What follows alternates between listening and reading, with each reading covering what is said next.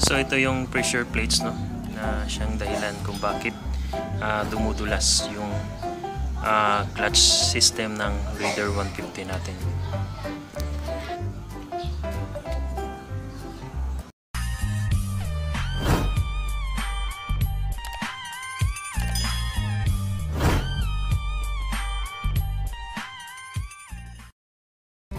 So welcome sa Short Stroker channel. So today isi-share ko naman po sa inyo kung paano ayusin yung sliding clutch or slipping clutch on any gears after replacing brand new clutch lining or brand new friction plates. Ay bakit nag-i-slide pa rin yung clutch ng Raider 150 natin? So ang pagdulas ng clutch system ng motor natin ay posibleng pudpud na yung clutch lining or friction plates ng motor natin. Pero paano kung pinalitan mo na ng brand new clutch lining, brand new friction plates, or buong assembly ng clutch housing ay dudulas pa rin yung clutch natin? So ano yung pinakadahilan niya at ano yung cause kung bakit nag-i-slide yung clutch natin even after replacing some brand new parts?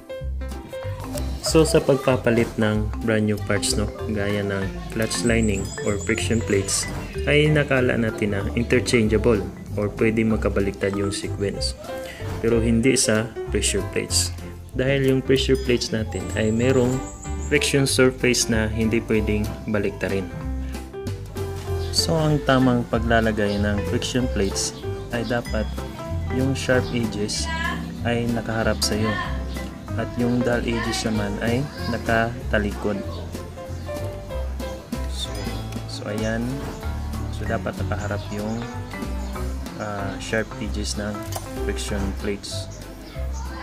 Yung clutch lining naman ay pwede nating baliktarin, so pwedeng nakatalikod or nakaharap. Yung friction plates lang ang merong tamang surface filing.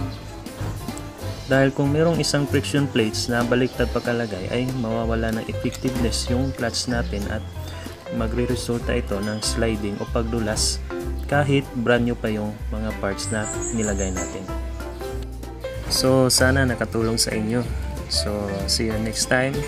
So dapat naka-subscribe kayo sa aking channel at click nyo yung notification bell para updated kayo sa mga bago kong uploads. Bye bye!